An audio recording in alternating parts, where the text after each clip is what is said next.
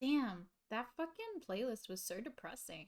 I was like depressed listening to it. Hi, Mikey. Hi, Mike for Reelers. Welcome in.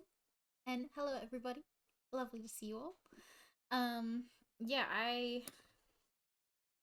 turns out, turns out that, like, I don't know anything about American history besides, like, all the modern shit, which doesn't matter anyway. Well, it does matter, sorry. Clarification. It matters, but, like, uh, for this test I would like to take, it doesn't matter. It doesn't matter as much, and so I have to study. I have to study.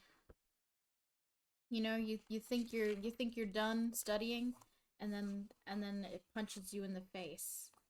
The realization that you don't know shit, and that you should probably read more. So, yeah, I'm looking at some Indigenous history in Massachusetts. That's my big thing today.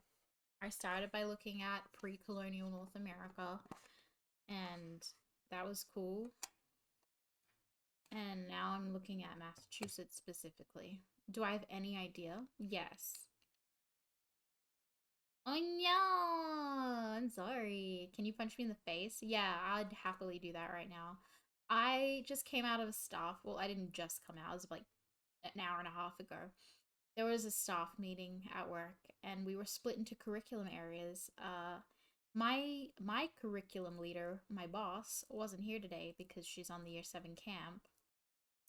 And they were like, "Oh, if your curriculum leader isn't here, just like talk with your teaching buddy, like a person who teaches the same classes as you." And the person who teaches the same classes as me is my boss, so I was completely alone because I don't teach any other subjects. So, yeah, everyone else teaches other subjects except for me because they didn't put me on other subjects. And yeah, so I just quietly did some work by myself while everyone was laughing and having a great time. And I talked to my mom about it. She's like, "Why don't you just go and sit at the other tables?" It's like, "Cause like they're actually talking about work stuff and it's not relevant to me." And also like, um, yeah, I don't feel invited to the party. So yeah. And then yeah. Anyway, I'm fine. I feel a little bit shafted at work because I'm also like under a teaching load, which is fucking crazy to be like not on a full load as a teacher. Like usually a full load is anywhere between 4 to 6 classes, right? And I'm on 3. And I have a bunch of offline studies, which are basically just babysitting year 11 and 12 students while they study. And we all know they're not studying. So I'm just I feel a bit like a glorified babysitter at the moment. So that's cool. Maybe this is how primary teachers feel every day. Anyway, I'm fine. I am just a little bit angry and I'm a little bit upset because I feel a bit shafted. But anyway, we're gonna start and I'm gonna write down my titles. Sounds like I need extra pads. Absolutely. Yeah. If I was in your offline study, I would use that class to do my homework last minute. You are such a kiss ass, Mike. Holy shit. Oh my god. I love you there.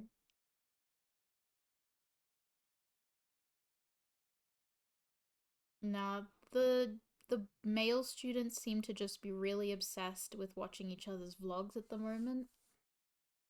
Um, and the girls aren't too bad actually. They do actually get work done.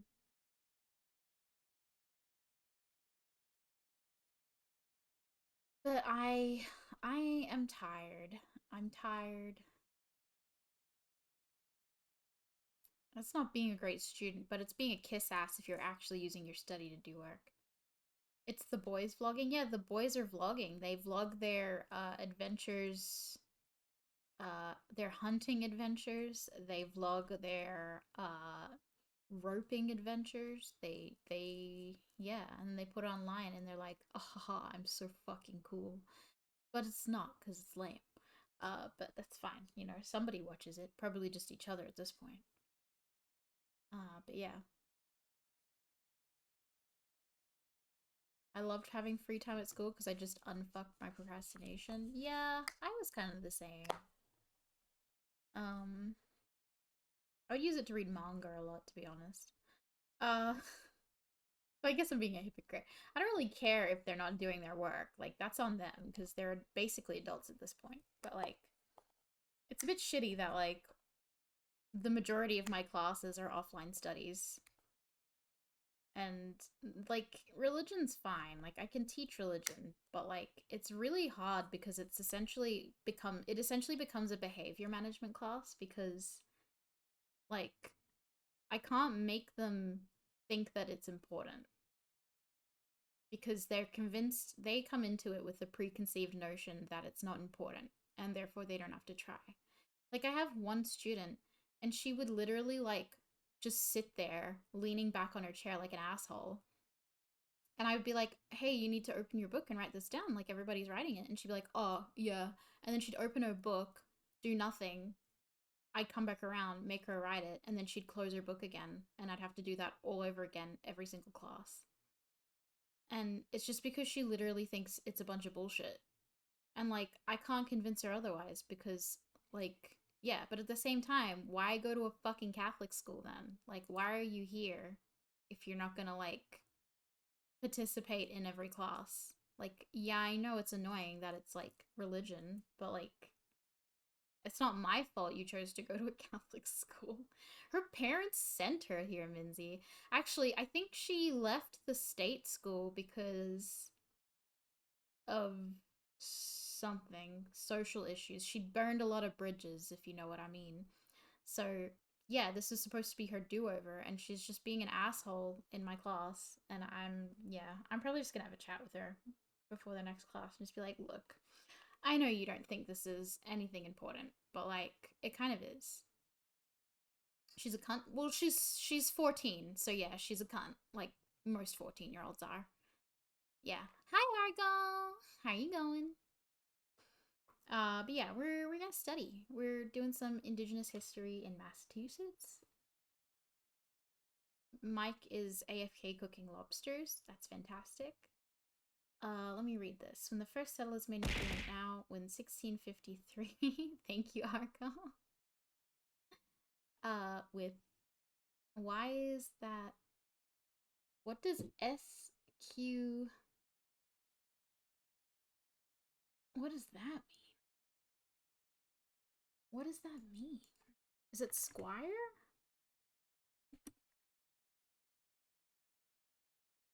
Square? Score? Oh. Oh, it's racist. Oh, that's unfortunate.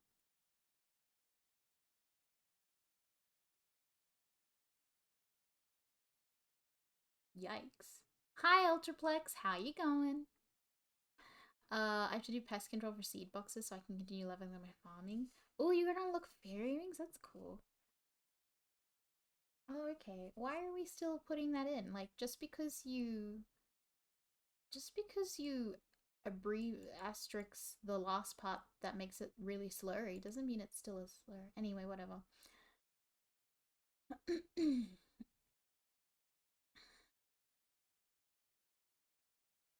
Let's look at Arlington.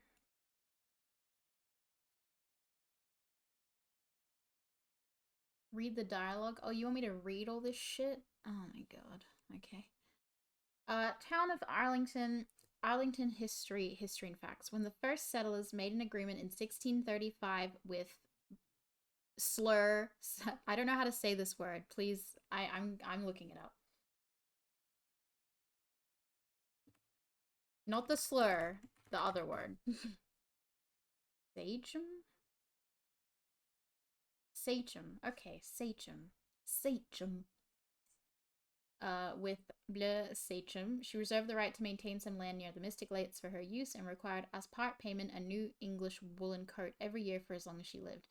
This area was called Menotomy, an Anglonkian word. There's so many new words that I'm learning. Nai Nai Falsa. Nai Nai Nai. Thank you. I changed my dressing today, Faye. Seems to be healing nicely. That's great. I'm really glad to hear that. Excellent. I was joking, you don't have to. No, I'm doing it now. You got me now, Argo. I'm gonna have to read it. Sachem, translated into Lady Chief, earned a large portion of land. Not the actual word sachem. There's a word before it that's a slur, so I can't say that. Earned a large portion of land which encompassed much of present-day Charleston, Arlington, Medford, Malden, and Winchester. Is it Malden or Malden? Michael, you have to tell me.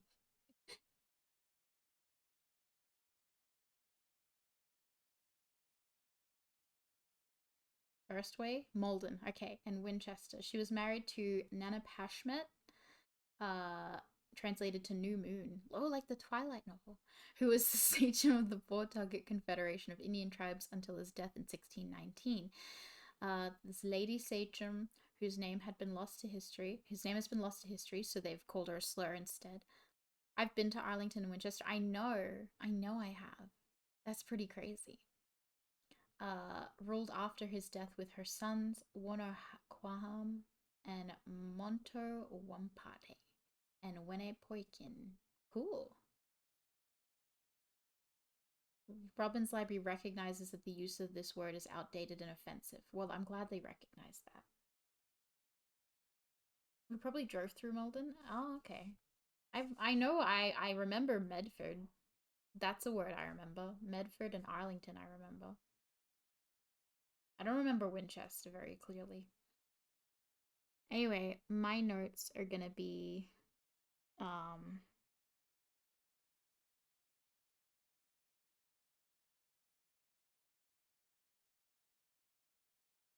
oh no, why is my pen not working there?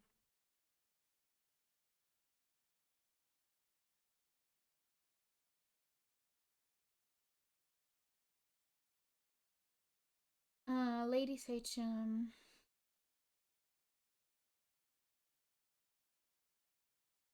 She made a land pact, I guess.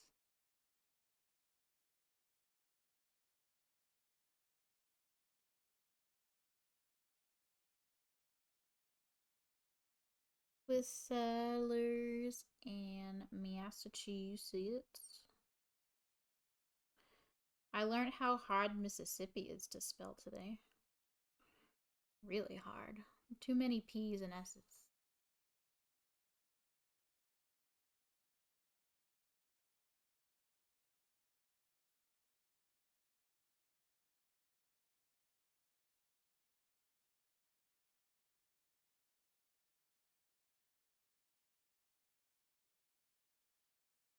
Winchester the Turkeys, if that joke's you remember. Oh, okay, yeah. That makes sense.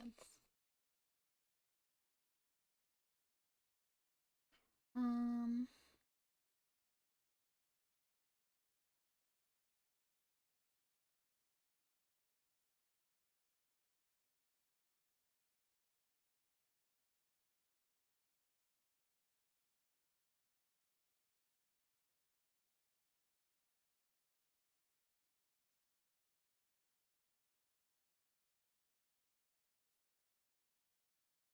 was that the huge turkey you sent me at like 3 a.m.? Probably. Oh, no, that was in like Cambridge, I think.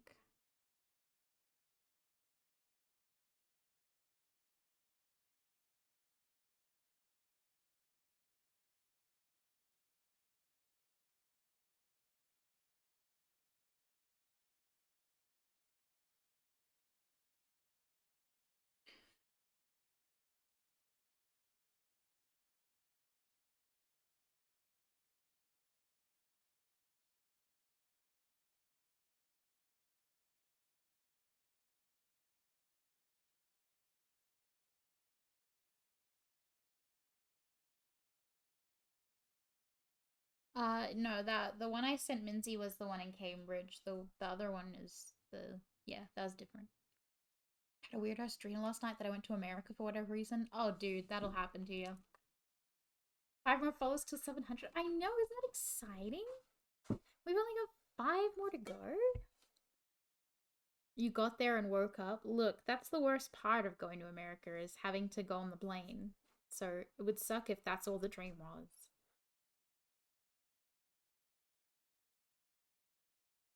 Um,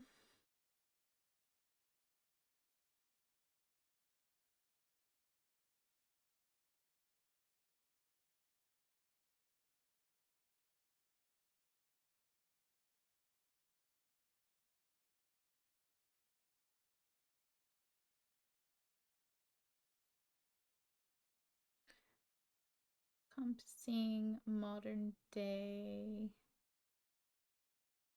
Arlington, Medford, Malden.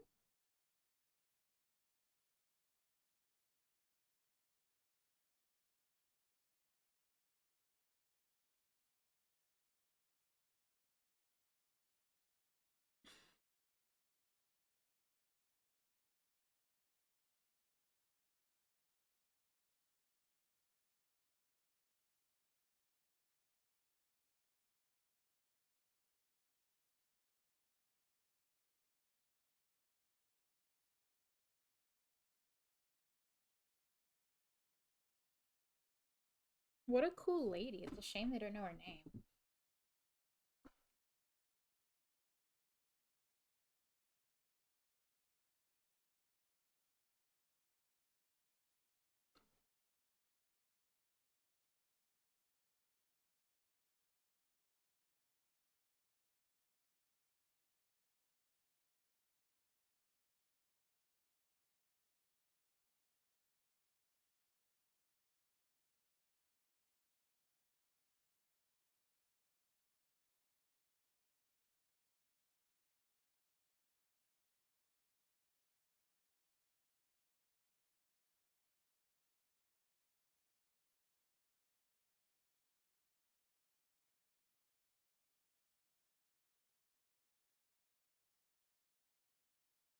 I know this song's a jam, guys.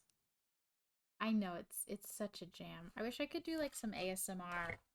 I don't, maybe I can pull my microphone closer to my writing. see if see if we can capture some ASMR writing sounds. Um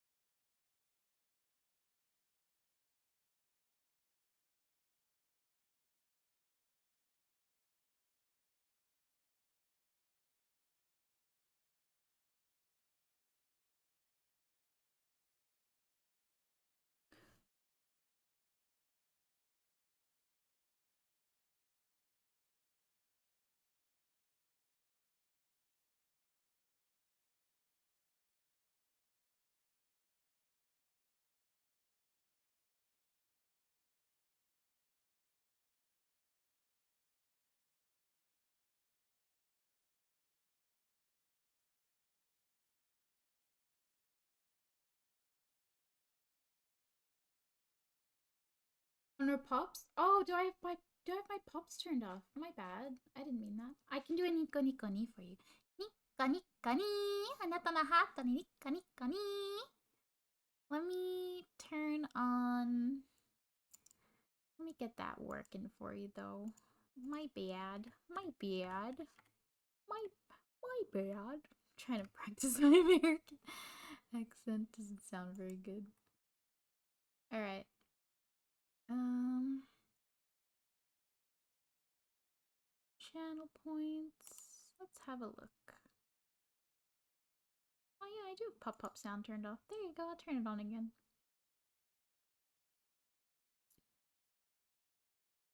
Anything else?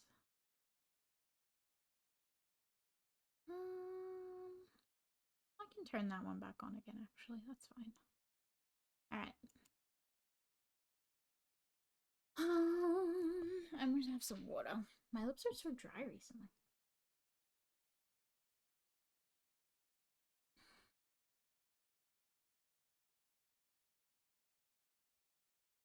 Okay. Long before European colonization, what is now the state of Massachusetts, this land was home to tens of thousands of native people from many tribes.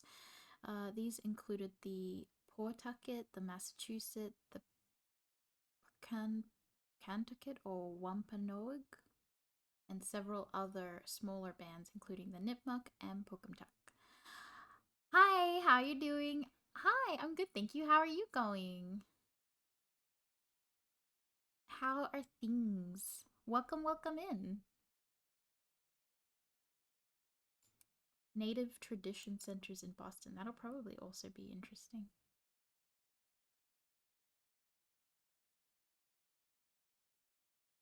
Oh, there's so much stuff. You guys have so much like recorded events and history about this compared to Australia. Australia is so limited in our archaeological stuff as well as I guess recorded history. But yeah. I'm fine, I think anyway. What are you studying for? I'm studying for a test a test for teaching in Massachusetts. I took a history. I took the practice test and I printed it out and I tried to have a go at it and I realized I'm woefully underprepared for it because I don't really know anything about history, pre-colonial history in America, I guess. I know a little, like I don't know. The more recent it gets, the more I know because that's where it starts aligning with like Australian history more. But yeah, for the most part I don't really know a lot. But I guess the same would apply for you guys. Like you guys would know a lot about Indigenous Australian history. Not that there's like, well, there's plenty. It's just that there's not. It's not as extensive as this because, um, yeah, just a lot has happened, and I think for you guys, like for America or the Americas at least, there's a lot more archaeological work that's been done, but in Australia we don't do as much because um there's a lot of reparations and spiritual healing occurring and um there's not a great history with treating archaeological items found in Australia well. But I mean that applies everywhere, but like I think we take it pretty seriously.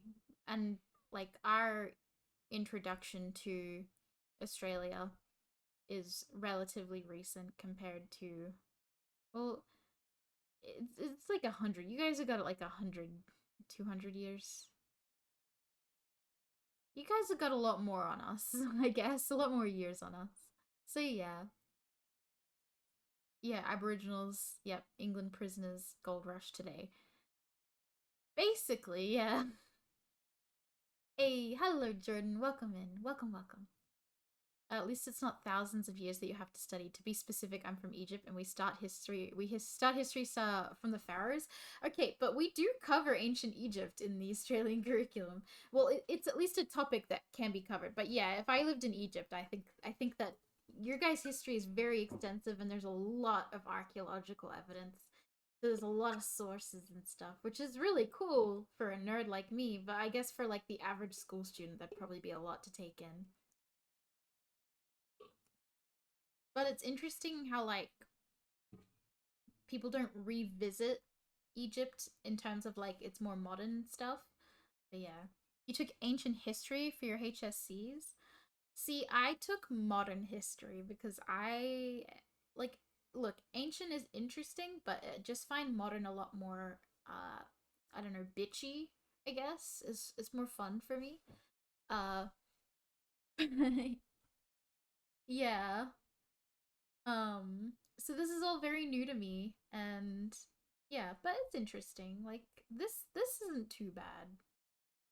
There's just a lot of vocabulary being thrown in my face, and it's a lot to take in one go sometimes. So I'm starting from the bare basics. Is the line for modern history World War Two? No. The line for modern history is considered the Age of Enlightenment generally. It's usually the Renaissance to Age of Enlightenment, and then it goes on from there. Um,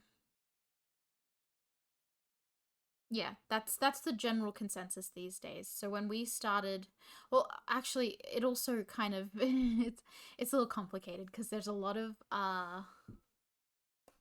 there's a lot of contention about where modern history should start. So when I did history at university, we what did we start with modern history? I think we started with the Magna Carta and then kind of worked our way forward. But the Age of Enlightenment is generally the line, in my opinion. I think that's a good line.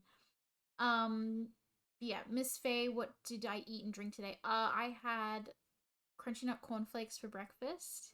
I had water throughout the day, and then I had an egg salad sandwich for dinner, and that's it. That's it. In my school, I mostly learned my state's history and not that much of my overall country's history. Yeah, well, if you're in America, I think they tend to focus more on state history compared, like, until the later years. I think, but once again, I'm not sure. That's why I'm literally learning it. Bonjour, hello, Zuminia, welcome in. Bonjour, bonjour. How you going? Um,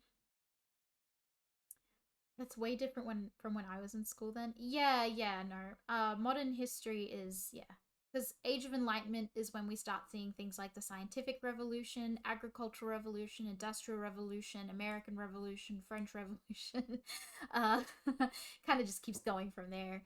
Um, yeah, that's generally the line. Prior to that, um, it was all kind of like the medieval period, so Middle Ages. It's kind of like that Oh, weird I'm middle spot. Die. Thank you, Forever. Very nice. Glad to see another Aussie. Thank you so much for the follow. Thank you, thank you. I really appreciate that. Welcome in. Welcome in, Aussie. Mm, America. America, yeah. The Jay-Z album. Which Jay-Z album? Age of Enlightenment? Is that a Jay-Z album? Miss Faye, when in history is the first recorded instance of gamers rising up? It's a really good question, and I don't know. I'm so sorry. I couldn't possibly be able to tell you.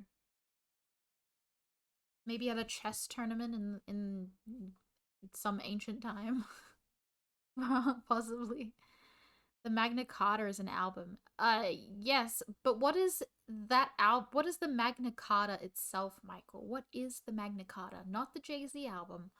What is the Magna Carta?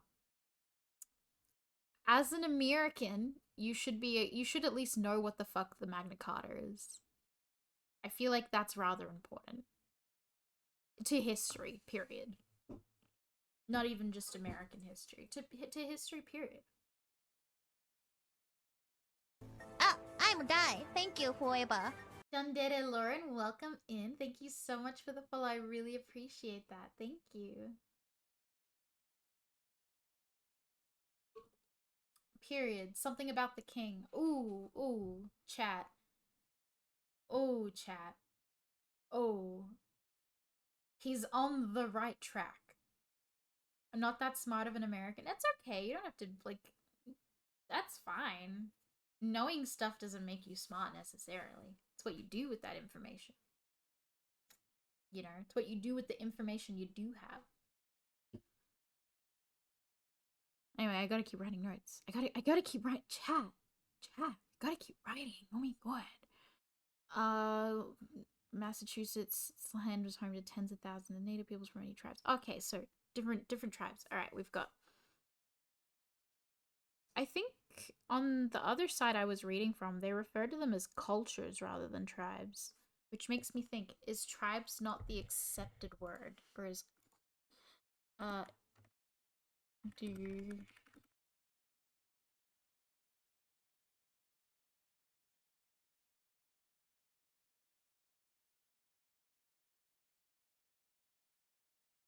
uh Native Americans prefer the word nation or people over tribe. Okay, cool. That's important to know. Are you learning American history? I am. Yeah. Yeah, I have to. I gotta. It's a thing. I don't hate history, but I have problems with remembering the year and order of events. I don't think it's that important to remember the years, so to speak. But I think it's important to remember the events and like the consequences of those events, you know, like if you can remember the events and kind of like the impacts they had, that's more important than remembering like the order in the year per se. How did I choose my VTuber model? Uh, I made I made a concept. This is the concept. I don't actually wear glasses. These are just an item I put on. But yeah, I came up with this concept. I did a little sketchy sketch. Um, I always love villainesses and stuff like that. So I wanted to go for like a kind of cutesy, but like capable of evil type of vibe. And then I chose my artist by carefully examining Twitter mostly.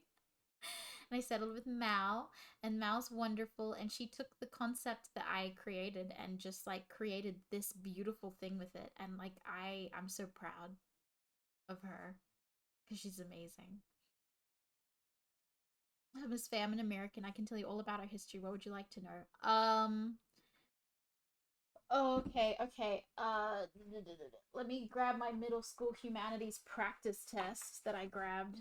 This isn't for students. This is for teachers, by the way. So if it feels like it's really hard, it's just because it's for teachers. I, for some reason, have made myself that person. Um. Oh, here you go. Uh, this excerpt from a minister in the colonies, um, which state does it represent? Because I don't know. God requireth not a uniformity of religion to be enacted and enforced in any civil state, which enforced uniformity sooner or later is the greatest occasion of civil war, ravishing of conscience, persecution of Christ Jesus and his servants, and of the hypocrisy and destruction of millions of souls. So, which state is that from, and why is it specific to that state? How does that sermon make it specific to that state? That's my question. Because I, for the love of Lord, did not know. Let me know what's happening in states outside of Florida. Uh, in pre-colonial times? Well, there I'm was Dai. Thank a. you, Thank Fueba. you so much for the follow. Uh, there was a sachem in Massachusetts, and she was a female sachem. And she made a land pact with some settlers in Massachusetts, and she would get to keep a chunk of land, and it was quite a sizable amount. And she would receive a woolen coat every year from them for as long as she lived. And she also had a husband who was the sachem of the Pawtucket Confederation of Indian Tribes. And when he passed, her and her three sons continued to take care of that area as well. But yeah, the portion of land that she was in charge of encompassed like a very large area in my opinion. But yeah, and her land was known as Menotomy, which they thought meant swift running water, but it apparently doesn't mean that, and they don't know what it means. So I think that's pretty cool. Say excerpt again. Excerpt. I'm inclined to say Louisiana, but need to hear it again. Oh, it's not Louisiana. That's not even one of the options. Your options are. Well, let me find it again. Virginia, Georgia, New Jersey, and Rhode Island.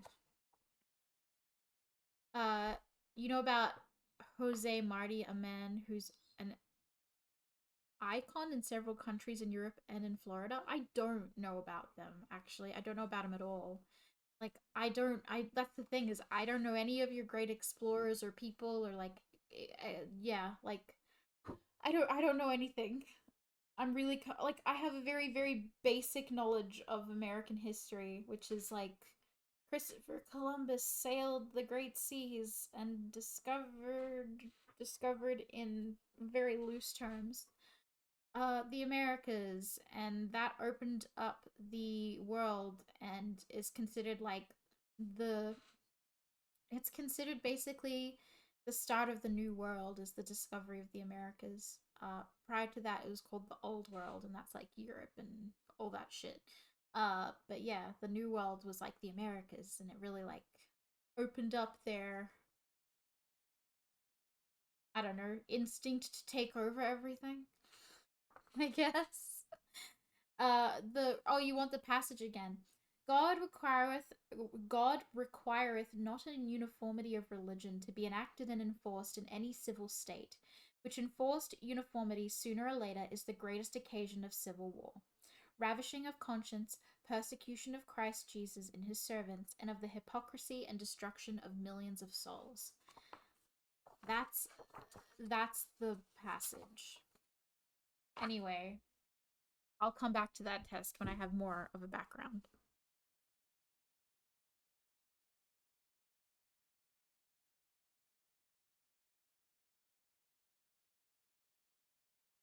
Oh, why is my pen not working? Have I run out of ink? Surely not. That would be pretty skifty. What were the options? I have run out of ink. Oh my god, that's so crazy. Shit, where's my ink? Oh no. I don't know where my other ink is. I have a spare somewhere. I have a whole thing of them actually. Oh, I did that thing where I put them somewhere and was like, I'm a fucking genius. But I'm not a genius. I'm a dum-dum. What were the options? Virginia, Georgia, Rhode Island, and something else. I can't remember. I can't remember. I can't remember, and I don't have my ink. Oh, it's right there. In what world did I think that was a good idea? Oh, okay, we're okay. I ran out of ink in my pen. Everything's fine. That's crazy that I've written that much. Okay.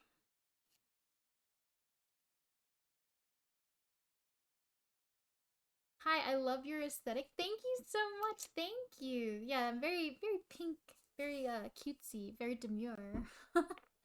Thank you so much. I really appreciate that. Welcome and how are you? Spanish people leave America by Florida. They forget about Florida because it's too hot. Trains are made. People transport air conditioners to Florida. People want to stay Spanish in Florida. What? Again, Spanish loses Florida becomes a vacation spot. Well, I mean, hey, that's pretty good that you can summarize it like that.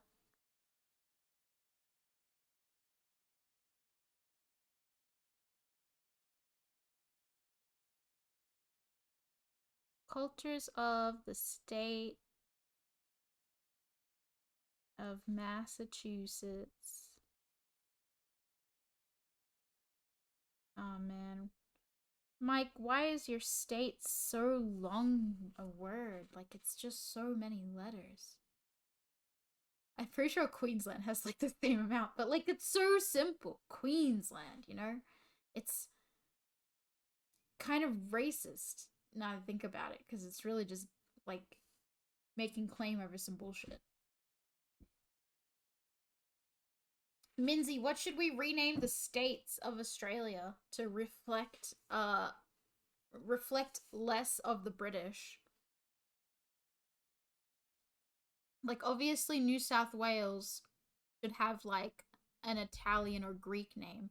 It's based on a Native American word, so it's long. Yeah, no, I'm gathering that a lot of your states with long names are usually based on Native American words, which is interesting. It's cool that you guys use those as your state names. East Australia, that sounds so sad. And also, I feel like New South Wales and Victoria aren't gonna go for it. They definitely wouldn't.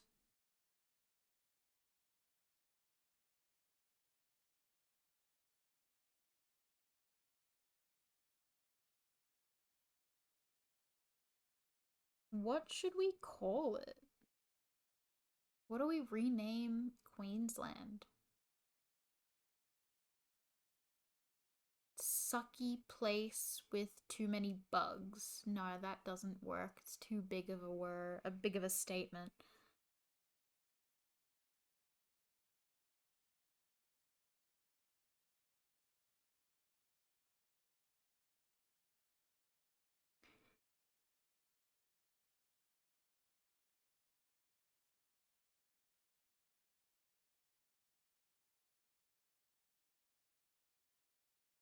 Um, we could name Victoria Hipsterland. That would be a real reflection of it.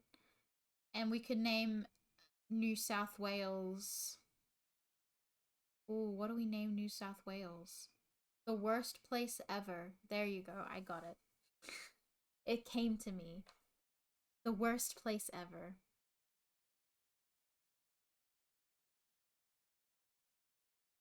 Native Americans were forced out of Floridas and pythons escaped from Florida houses because kids in Florida like to keep 20-foot pythons as pets. Yeah, that's why that guy on Instagram goes into the Florida Everglades to hunt for 20-foot pythons. Yeah.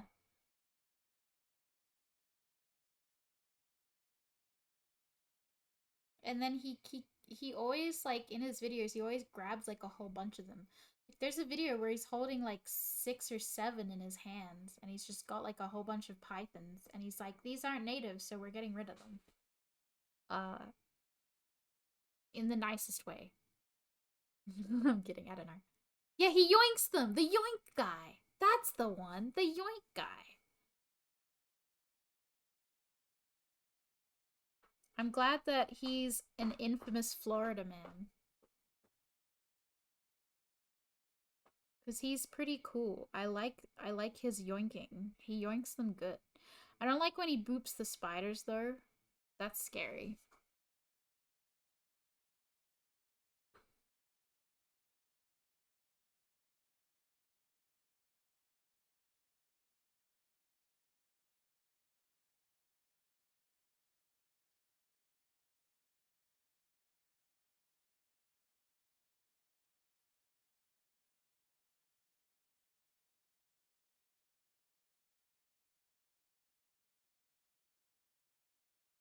Because they kill alligators and kill 98% of rabbits and cute animals.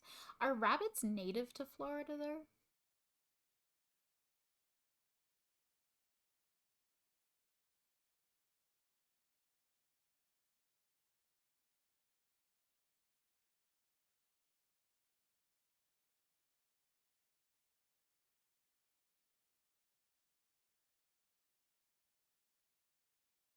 You don't know. I look, I feel like I'm less inclined to believe that rabbits are native to Florida. I feel like that's a European thing. Where do rabbits come from? Here, I shall be your Google tonight. Oh no, they are North American. There you go. But they're, well, yeah, okay, interesting. It says rabbits are native to the Iberian Peninsula, France, Gibraltar, and Northwest Africa. But then Wikipedia says that they are. Where is this source from? Interesting. Alright, well, according to Wikipedia, which is obviously our most reliable source, they are native to North America, southwestern Europe, Southeast Asia, Sumatra, some islands of Japan, and parts of Africa and South America. But most are found in Eurasia. Though, oh wait, they are not naturally found in most of Eurasia. Sorry, they are not found in Eurasia, mostly. But they have a lot of hairs in Eurasia. But they're believed to have come from mostly from Asia itself. Interesting. Okay, that's a lot of information about rabbits.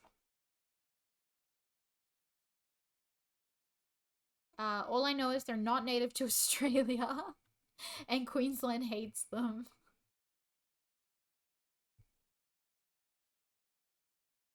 Um,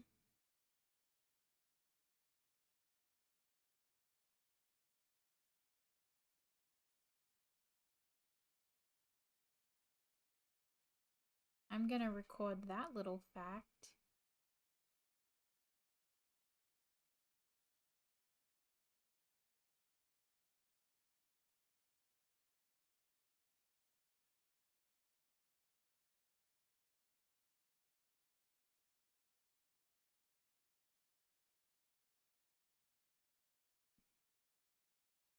Oh, actually, you guys have to educate me on this because I'm not necessarily sure of everything, okay?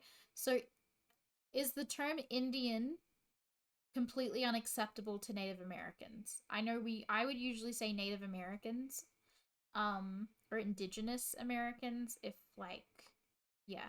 Because in Australia, I know that if we just say Aboriginals, like generally that's fine, like in a social context, but like when you're a teacher, you have to say Indigenous Australians if you're talking about like all of them, you know?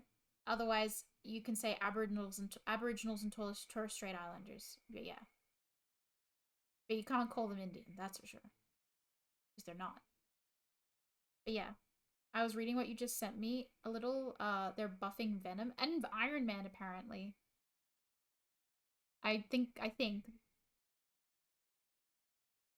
Native Americans the safest, but okay.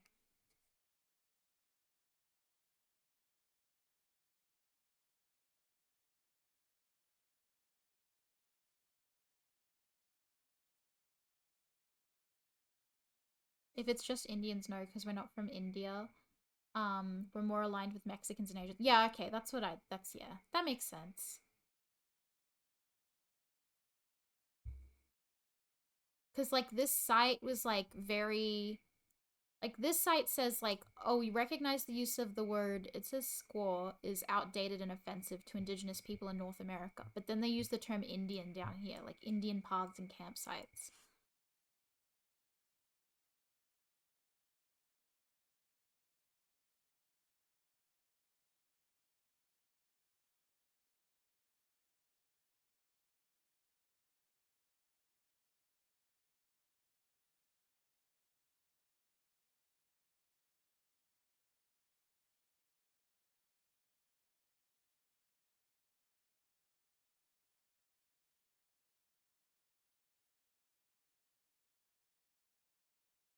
My dad was Hopi and my grandma was Native American too, but my grandpa was German. Oh, cool. That's awesome.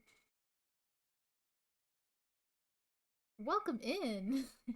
You can be very helpful now. That's really cool. Do you have a lot of like connection to your culture then? Like to Native American culture?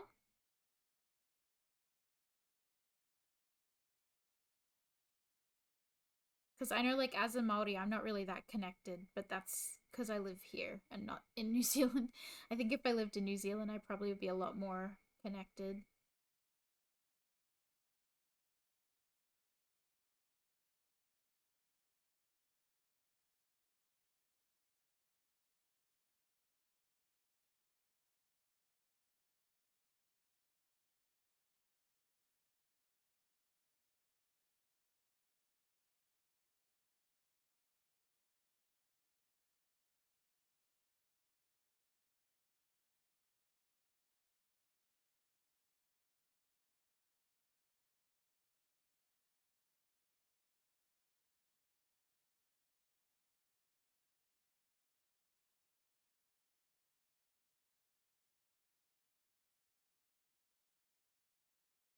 Beyond counting, Indigenous Massachusetts villages span from Salem to Plymouth, along the coast and inland as far as Worcester. Massachusetts people, led by their sachems, hunted, fished, worked their quarries, created their tools, and sculpted weapons. They planted vast fields of grain, corn, squash, beans, harvested.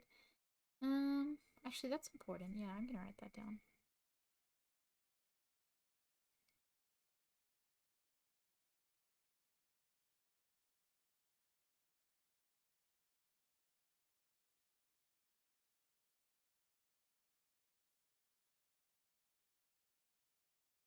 Um,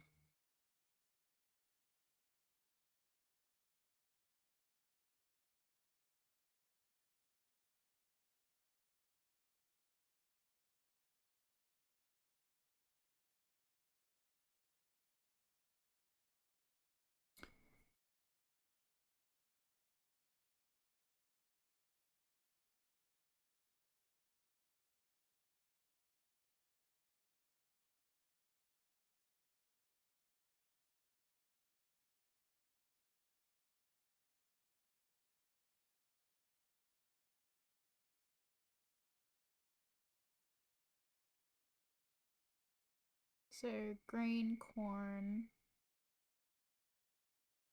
It's corn. Squash.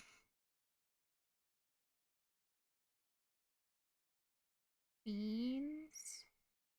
My dad probably knows a lot. Yeah, it's the same with my mom. She knows a lot more. My grandpa knows a bit, but he kind of is. I don't know. He kind of rejects it a lot. I guess it's just because of how he grew up, though. I asked him like the other day, not the other day, it was like weeks ago actually. I asked him like what his experiences were like growing up Maori, like obviously in a time where racism was pretty bad and like there were a lot of laws against Maoris.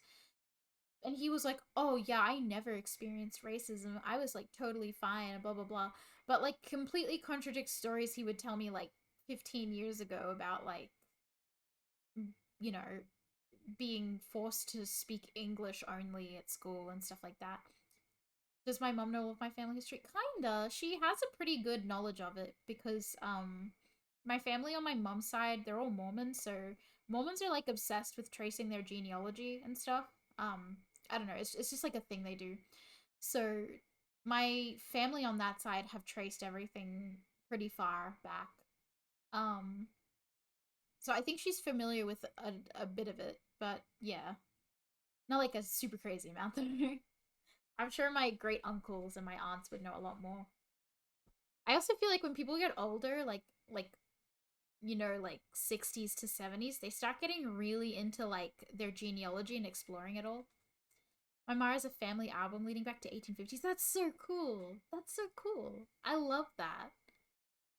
We have an ancestor who was from Scotland and he was accepted into a Maori tribe.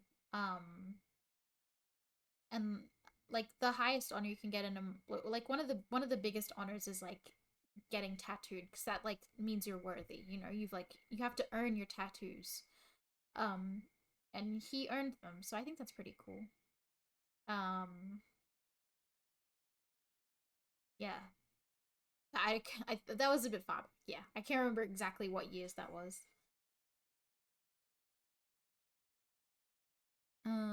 Beans, harvested, prepared, and stored their harvests.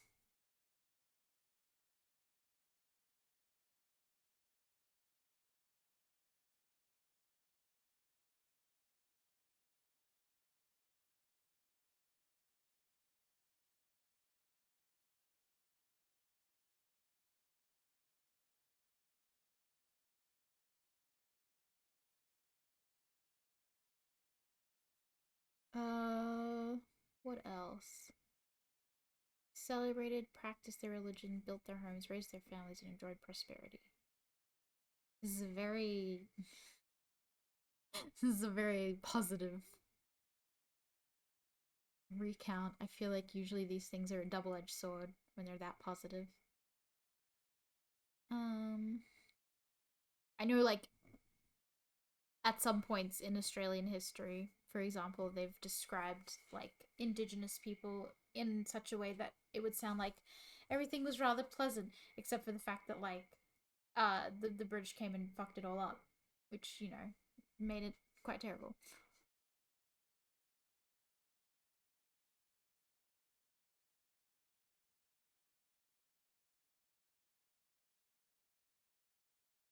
Cool.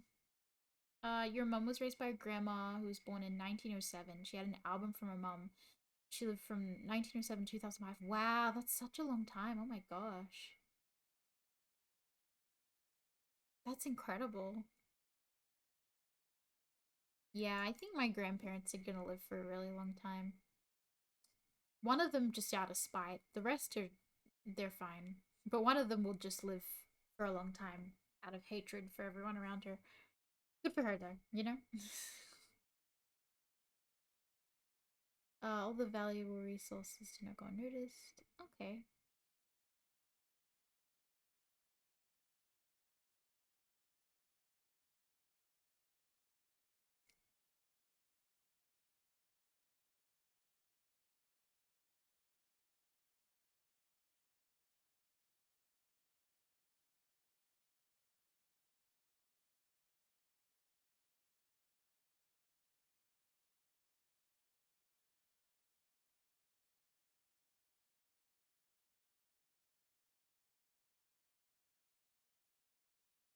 Hey Mike, could you take me to some quarries in Massachusetts? That'd be pretty cool.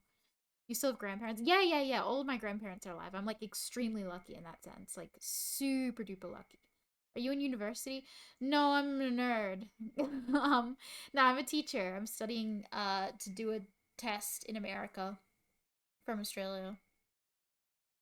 All mine didn't make it that far. Oh, well, like the thing is my grandparents are still quite young. Like like I don't know, they're getting older now, but like my grandparents are all in their 70s, except for my mumpai. He's like my step granddad, and he's in his 80s. But the rest are all in their 70s, like 71, 72 ish, I think.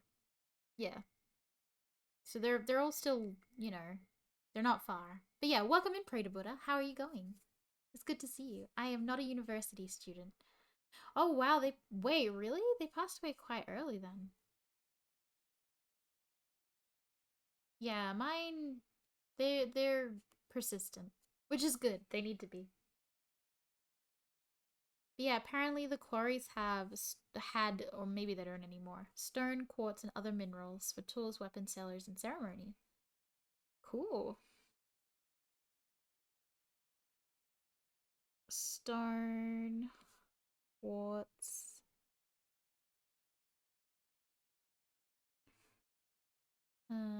other minerals.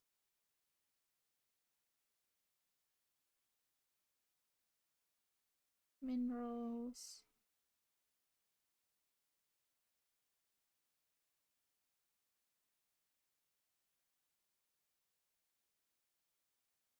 Um,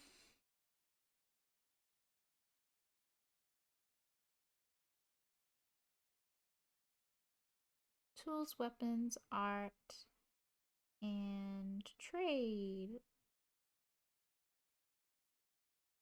What kind of teacher am I? I am a history and geography teacher, but well, that's my qualifications. But currently, I teach religion, Catholicism. I teach Christianity at a Catholic school. I want to be a teacher in America. Not necessarily. I want to live with my boyfriend. That's kind of that's kind of the motivation, actually. I haven't like reached this far in my life and gone, you know what? I would really love to be a teacher, but specifically in America. That's not it's more of a means to an end than a goal in itself. But this is interesting. I'm a nerd, so I like learning about history of different places. So this is interesting for me. Um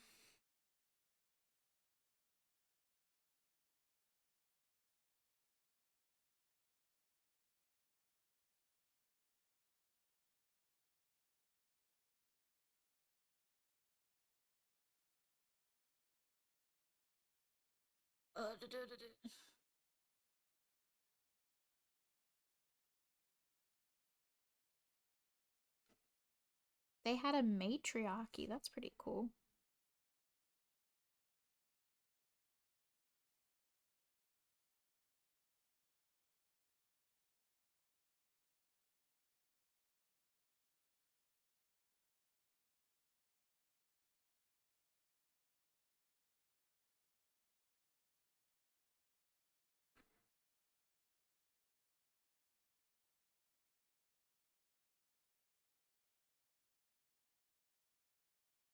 Um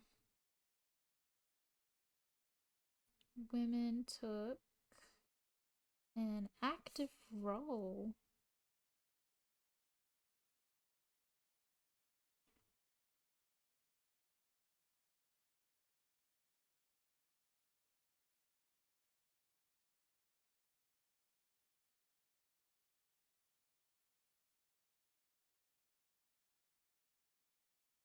American teachers just torture. Yeah. I was talking to my coworker about it, and she said it depends on the state more than anything. Um, like I think if I was going to, she said Florida's the worst, so she said don't go to Florida. I was like, well, I wasn't planning to, but Massachusetts is apparently one of the better states. So, yeah, and it's only like a temporary amount of time. I don't plan to be there forever. I got goals, and one of those goals is not living in America forever, but going to Japan. That's the ultimate goal. One's kind of a yeah. I think it'd be cool to get experienced in, teaching different curriculums and stuff though. Like, more experience is never a terrible thing.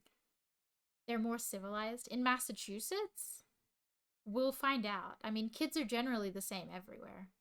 Do you speak Japanese? No, no, kinda. I'm really out of practice, but I used to be pretty okay at it. Um, but yeah, I'm pretty out of practice these days. I need to get back into practicing again. I got distracted by uni and all my other things in life, and I forgot to keep up with my Japanese. I do have my textbooks and stuff though, so I can always start going back through it again.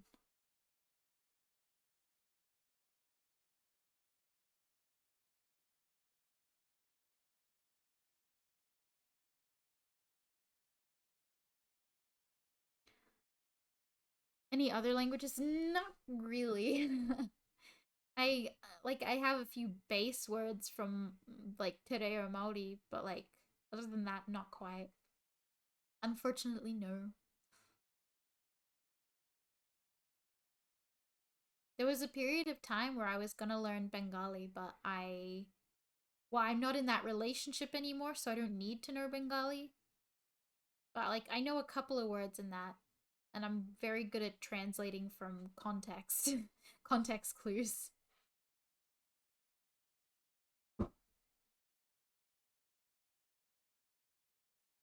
Responsible for wait, cool.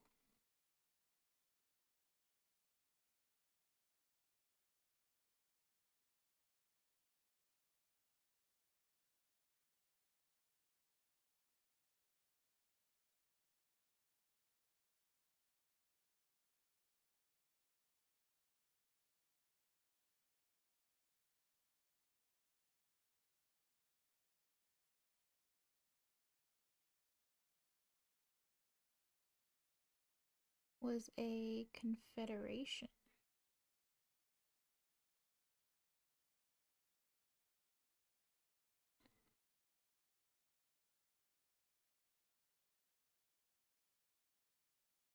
Uh,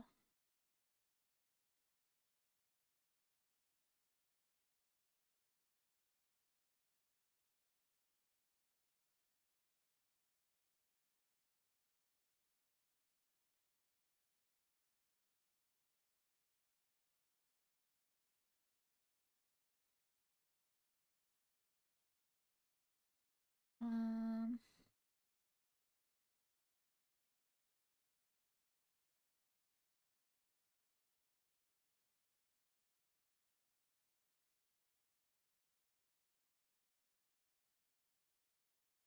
oh, I didn't spell Worcester right. Dang it. A ninth grade teacher might be the worst to teach in America. Oh God. Yeah, 14-year-olds suck. That's generally the rule of thumb. They don't have, I don't know.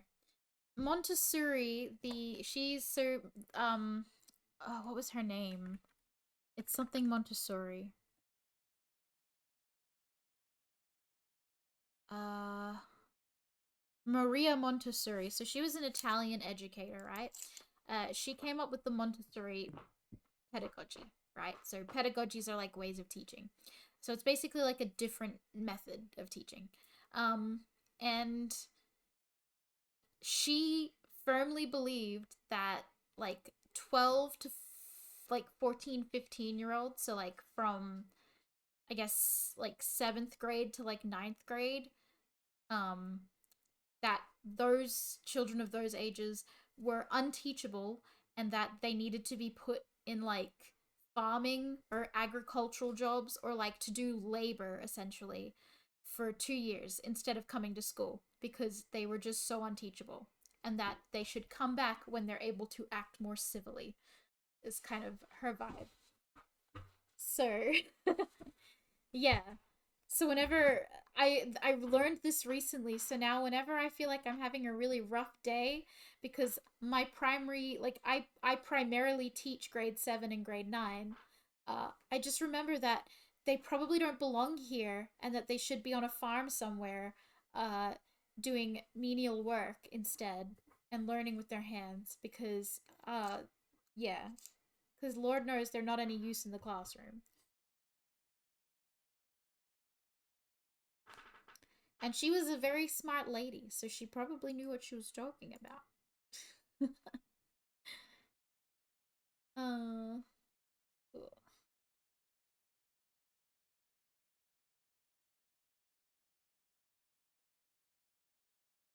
uh do students fight you? No, no. I'm at a private school, so things like violence towards teachers aren't necessarily a thing. But if you're talking about verbal violence, like verbally fight me, yeah, kids try to argue with me a lot. That happens. It's annoying, but it is what it is. I'm better at de-escalating it now, like simmering them down. Like I didn't yell at them today. I was just like, this is really sucky for me as a teacher that like I can't do my job and the people in the room who actually want to learn can't learn because you choose to talk and you choose to disrupt and you choose to make noise when it's not appropriate time to make noise. And as a result, we're going to have to keep going on with this activity next lesson. And yeah. Anyway, children, am I right?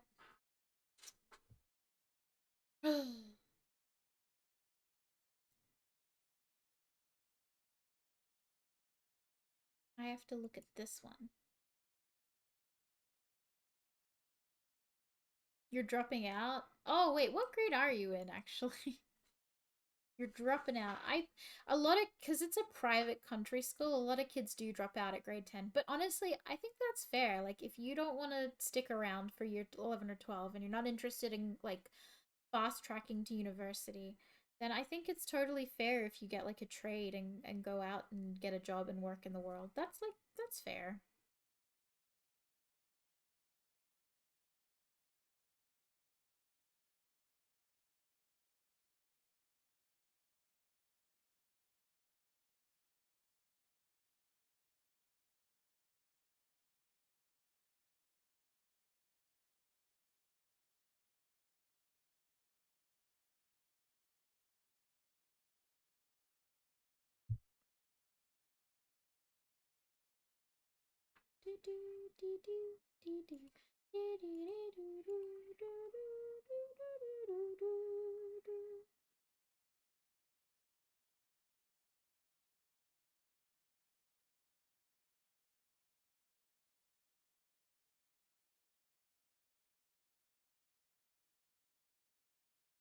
Oh, that's fine. You know, everyone's on their own learning journey.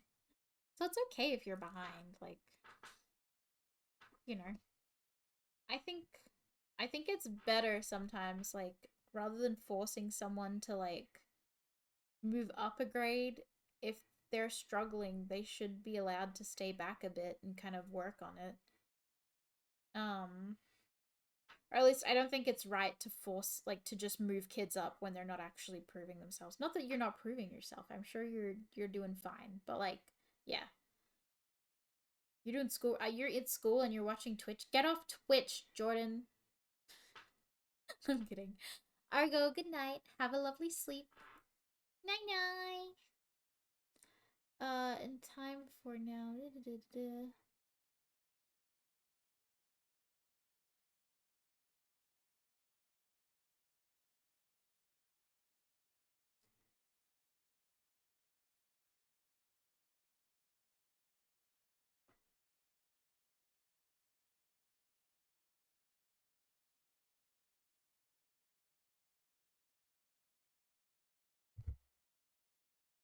Pop-up sounds? Okay, okay. Uh, uh.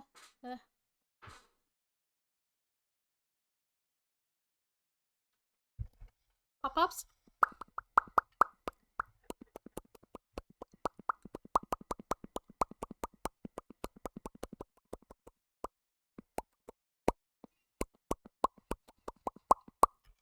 There you go, pop-ups for you. Night night, Argo. Okay, 1616.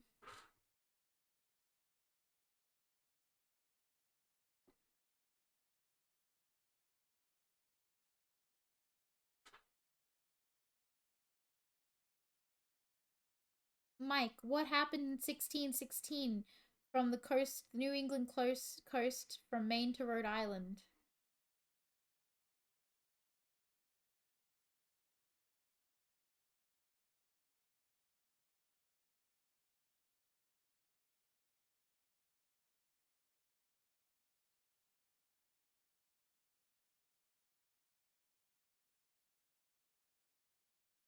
Bad storm? It was a plague and it wiped out 80% of the indigenous population,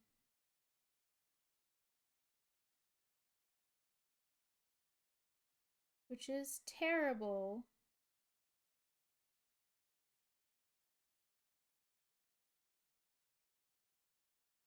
That's right, yeah. What do you mean?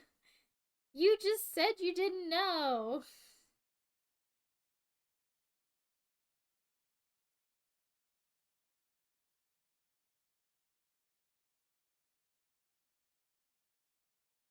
Do you have to learn about it? Oh, okay, you do have to learn about it.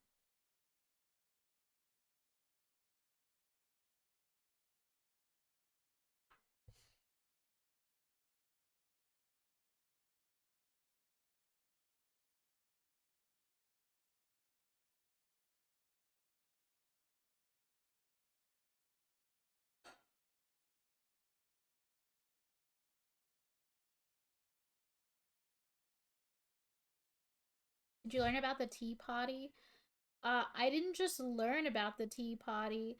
I went to the museum for the tea party while I was in America in December, and I got to throw fake tea in the harbor. Hell yeah. So yeah, we did like a historical reenactment and it walked us through the history of it. It was very interesting. I liked it a lot.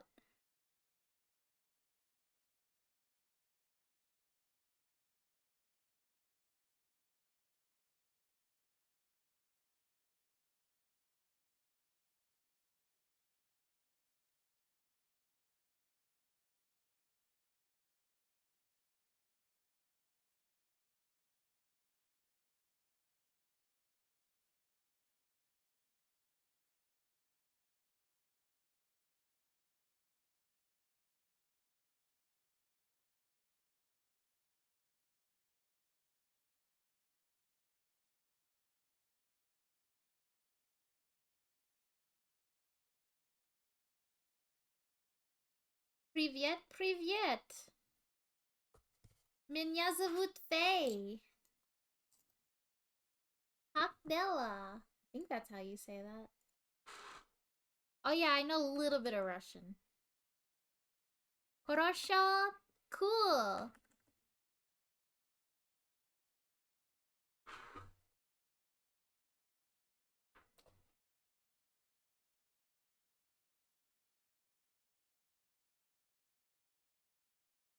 Me, I'm good. Oh, I have to remember. Yeah, хорошо. I guess that would be it. Yeah. That's about the limit of my Russian, by the way. I'm sorry.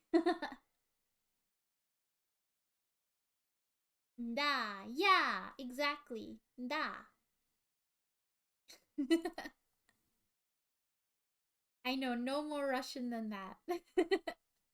My teacher, he went to Greece and Italy only for history. Oh, I went to, so I studied at university, obviously, and university just in Queensland, and then yeah, over the holidays for Australian school holidays, I went to Boston and Massachusetts, and I got to go to a bunch of the museums there and all that kind of stuff. But I haven't been to Europe. I've been to New Zealand and I've been to Japan, and that's about it.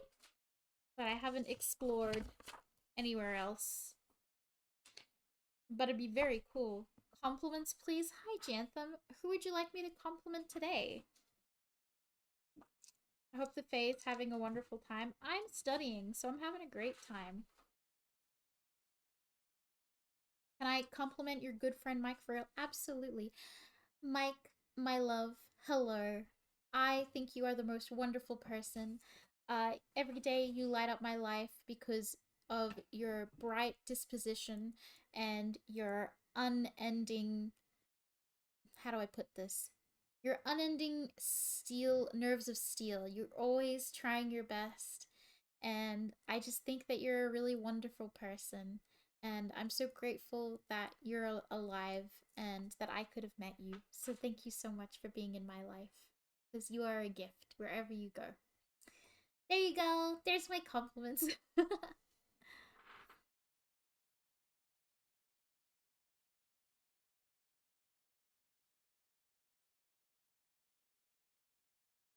Hi, Bunny.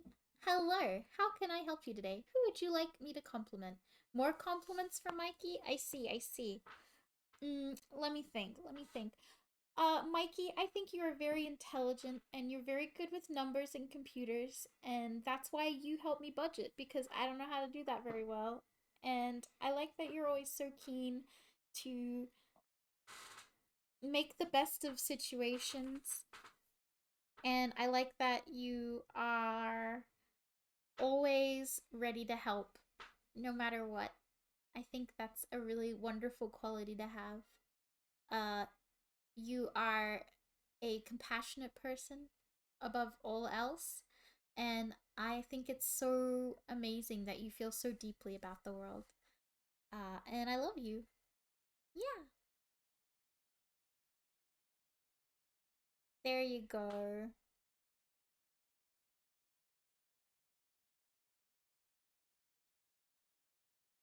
We're moving on to the Wampanoag history. We're gonna go into a little timeline. So, I'm Dai. Thank you, Forever. Pete, Asima, thank you so much for the follow. Thank you, thank you, thank you. I really appreciate that. Spasiba. That's the nicest teacher. I try. I'm Dai. Thank you, Forever. Oh my god, did we reach it? Did we do it? Wait. Uh, Anime Lodi VA, thank you so much for the follow. Thank you, thank you, thank you. I really appreciate that. We have I'm hit Dai. Thank Jordan, you, thank you Forever. for the follow. We've hit 700 followers. Yay! Thank you, thank you, thank you. 701 technically. Let's go. Thank you. I really appreciate that. Thank you for helping me to grow. I love and appreciate all the efforts. Thank you. I'm gonna write down now about how the British completely screwed over all of these excellent tribes. Well, actually, no, they don't like being called tribes. They like being called nations, I think it was. Nations or peoples. Yeah. Or I think cultures is also an accepted word. Um,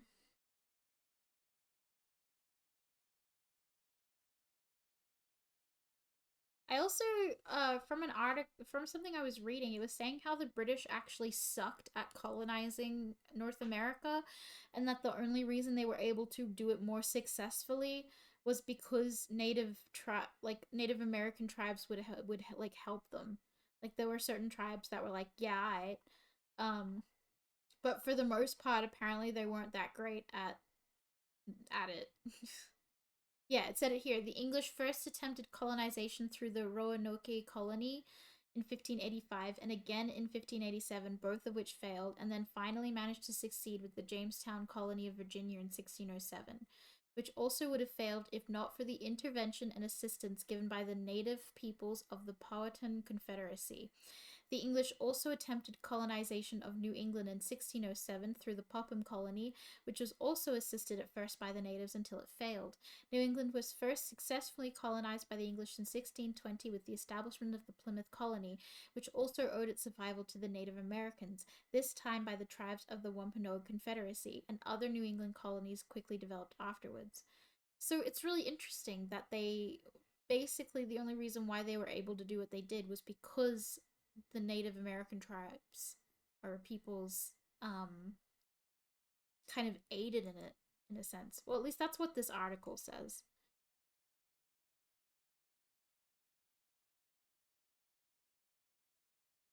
The tribes didn't like America, so the UK told tribes help us and you'll get this and that, but both sides didn't care for the Native Americans. Yeah, that makes sense. That makes a lot more sense. Um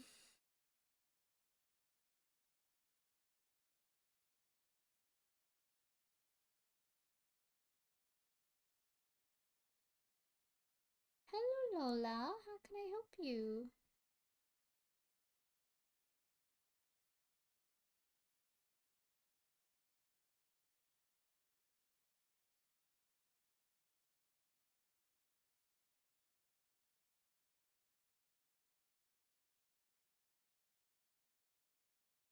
Also, Michael, do I say Plymouth correctly or am I saying it completely wrong?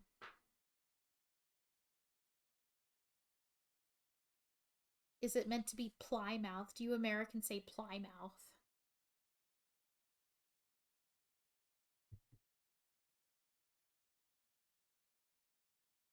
Correct. Correct. Cool.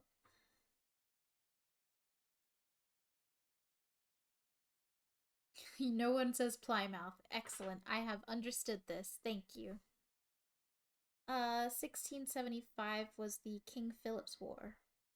Michael, what is the King Philip's War? Please tell chat and myself. What's a Plymouth? Plymouth is a place in New England. It's where the Pilgrims established a settlement on Wampanoag land in Plymouth.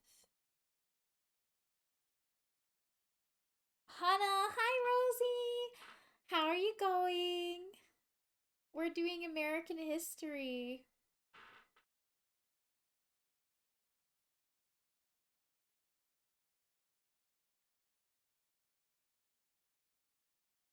Of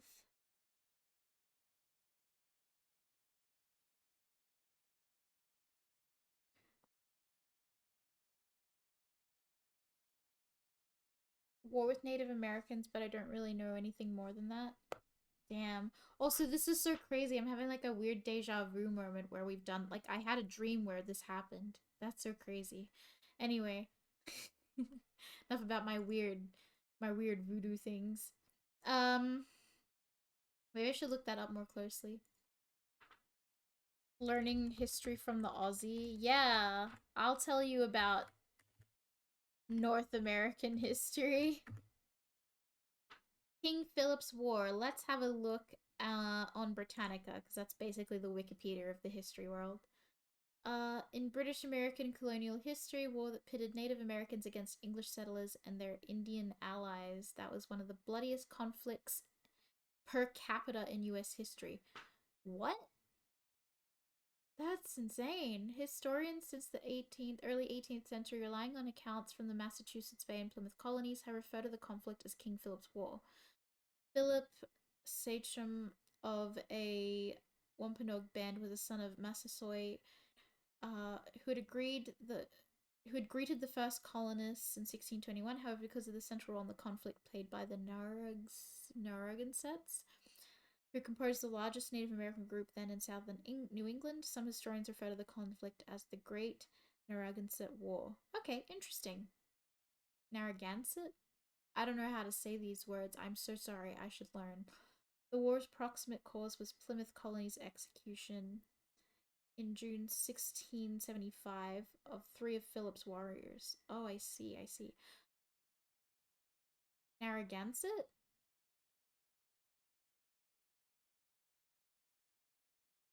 He said I said it right. Oh my god. I'm gonna blush.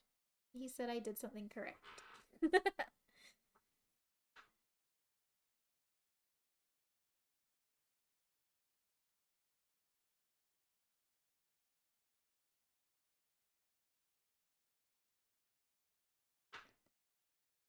um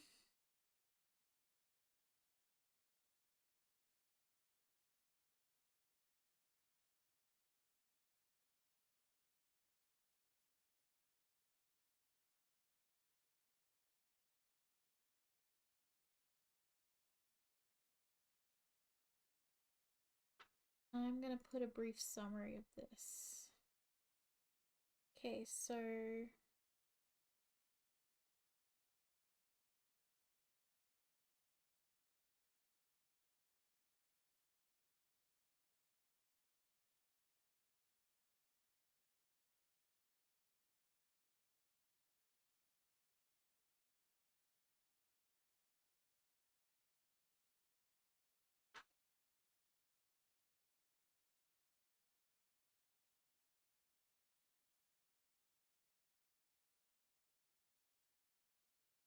um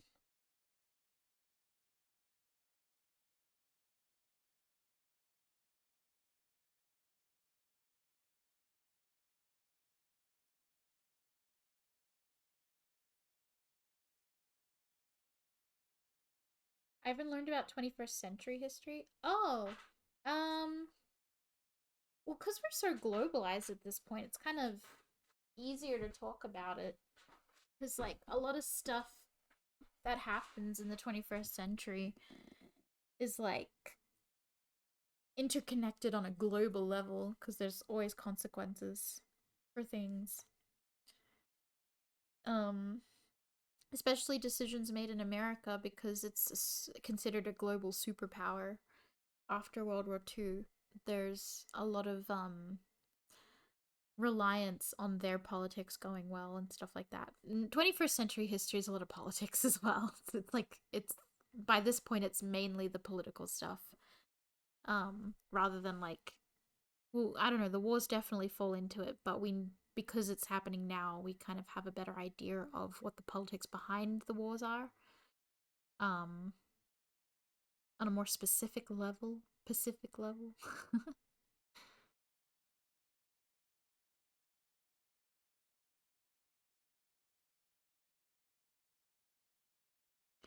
um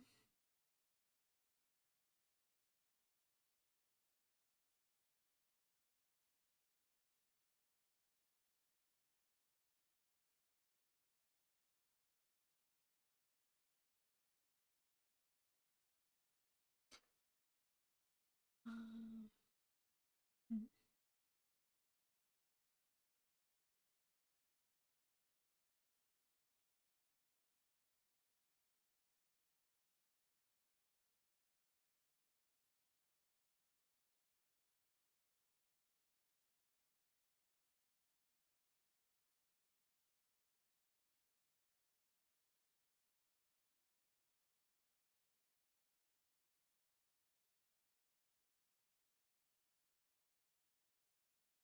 Oh, did the video stop? Oh no, I need another video. Let's go with Animal Crossing music. This. Hell yeah. Actually, this one's better.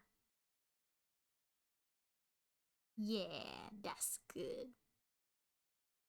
Um, I like learning history with the Fae. History to Fae. Exactly.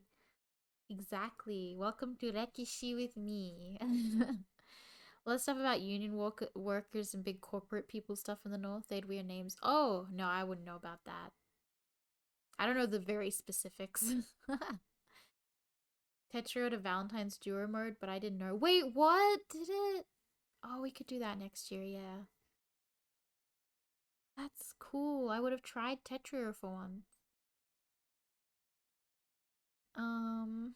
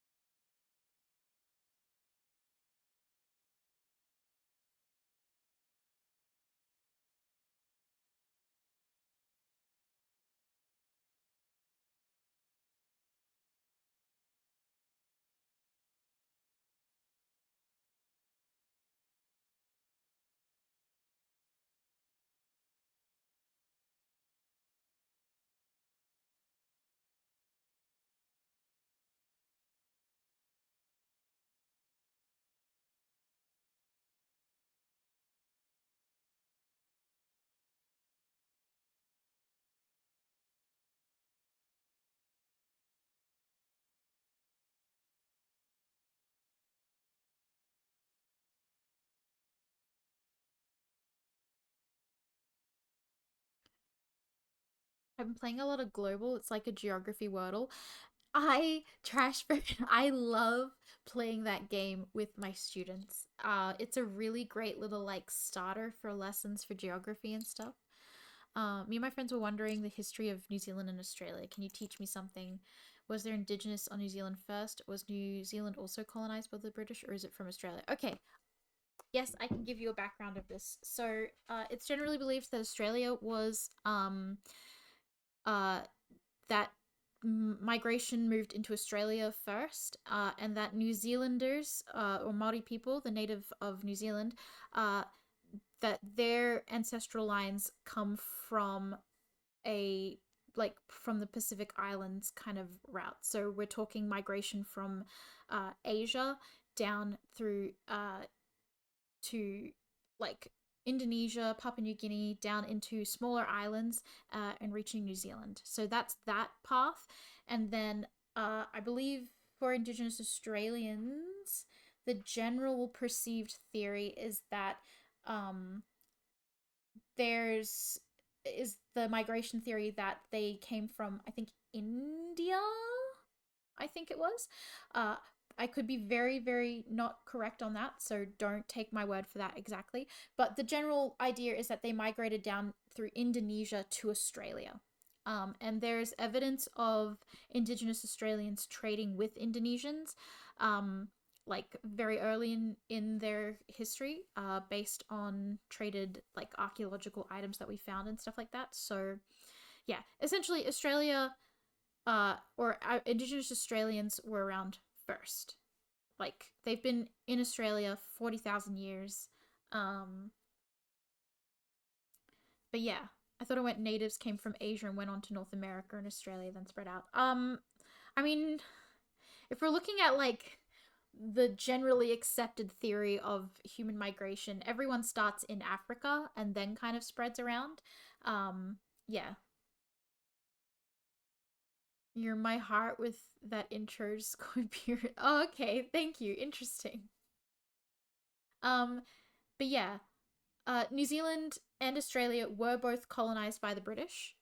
So I believe they went to Australia first. So the Dutch, if you go to Western Australia, there's a really interesting maritime museum about how the Dutch charted the western half of Australia. And then the British, especially James Cook, came in and charted the eastern half of Australia, and that completed the map of Australia, essentially. Um, yeah. But anyway, where Humpir is, it's lovely to see you. I don't have any cool responses in terms of that, but I'm thank you for that pickup line. It was wonderful. um, yeah. So yeah, the British came in, effed everything over. I think around the same time they went to New Zealand, and Indigenous people of New Zealand are those glasses new? Yeah, I've had them for a while. I've had them for a while, Mikey. I just don't wear them very often. I don't wear them much, but I'm studying, so I figured it was a good time. Um, yeah, so New Zealand, they have like not to say that Indigenous Australians didn't have a warrior culture, they did, but New Zealanders, like Maori people, have a much bigger warrior culture. Basically, they scared the British more than the Indigenous Australians did. Um, the Indigenous Australians were a lot more open to sharing, um, as well, and kind of working more harmoniously because that's kind of how some of their societies worked. That being said, like it's very hard to make a huge generalization of Indigenous Australia as a whole because there's over 200, you know, over 200 countries essentially.